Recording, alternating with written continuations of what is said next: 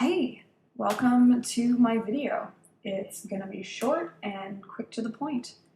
First, we're gonna start with a little Foucault, and for my purposes, because of course this video is not only for your enjoyment, but for my need, we won't start precisely where Foucault starts in Birth of Biopolitics, but we're gonna jump ahead to where he starts explaining where neoliberalism came from.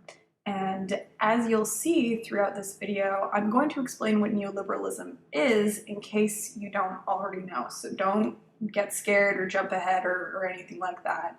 All will be revealed in time.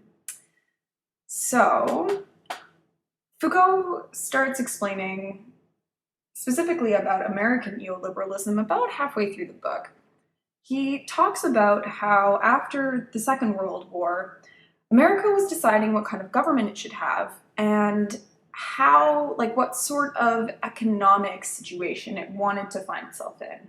So what they did was they were like, oh, let's see, liberalism. Liberalism is a form of government that leaves all economic things to their own devices.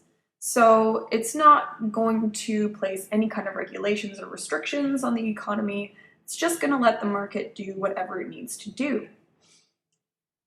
This is because liberalism, as Adam Smith kind of developed in the 18th century, liberalism postulates that the market, and in this case, we can think of a market as, you go down to the farmer's market. The market establishes the true price of anything. So whatever someone is willing to sell something for and someone else is willing to buy it for, that is the true value. So Foucault notes that the market needs absolute freedom to do this. And so the government should only have limited power over the market. So that means that the government is going to stay far, far away from anything economic. You can think of this in terms of the Tea Party in the US, if you like. They want less government intervention. They don't want any taxes. They think everyone should be able to have the freedom to put their money where they want. And that's essentially where the Tea Partiers are going, is back to a really fundamental form of liberalism. So in the first part of the Birth of Biopolitics that I kind of skipped over, Foucault lays out a lot of good evidence for the way liberalism operates, but for my purposes, we don't need to go into a whole lot of that. We're just going to take his word for it and skip ahead to the more interesting bits that are neoliberalism, which come up throughout the second half of the book. So what does neoliberalism have to do with liberalism? Well, after the war, a lot of countries, the US among them, were concerned that the government had too big a hand in its country's economic situation, as I already explained. In the States, it was a reaction in part to National Socialism, but also in part to FDR's New Deal, which was put in place in the 30s to combat the effects of the Great Depression through government-funded work projects and other fiscal policies. So you can see how liberalism in a new form began arising in the States. Foucault sees this reemergence as something altogether new, though. Neoliberalism doesn't just assert the freedom of the market.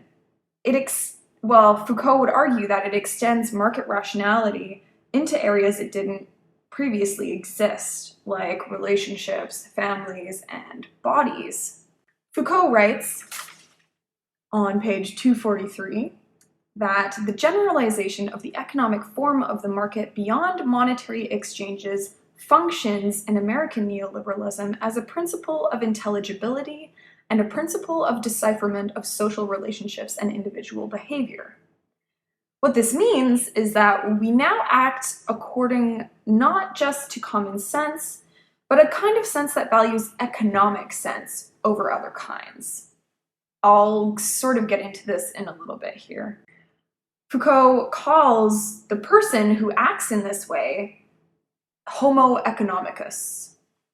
Foucault brings up the idea of Homo economicus when he's talking about Marxist views of labor and work power. So a quick recap. Marx sees the laborer as selling his or her labor power for a wage. Foucault instead uses Irving Fisher's idea of income as the product or return on capital. If wage is an income, Foucault argues, there must be a capital upon which the income is based.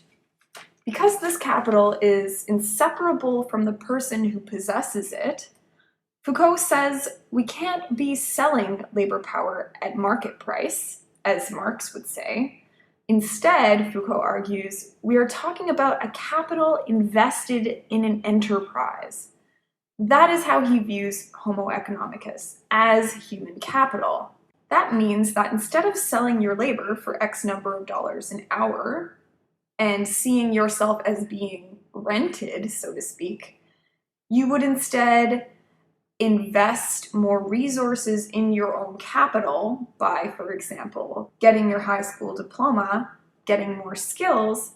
By doing so, you become an entrepreneur of yourself. And this way, you would use your human capital, and that would consist of brain, body, all the love your mama gave you, to earn an income. So your income stems from you intrinsically as a person, as opposed to what you are capable of, so to speak. So from here, it becomes more obvious, for example, why DNA testing for hereditary diseases in children is so huge. It's because of this mindset that we want our children to start off with a high level of human capital that they can then build on. So as we put them through education, as we send them to the best schools, we are helping them develop their human capital, and we are investing in their human capital. And that is where Foucault kind of ends. So that's where I will end. Thank you.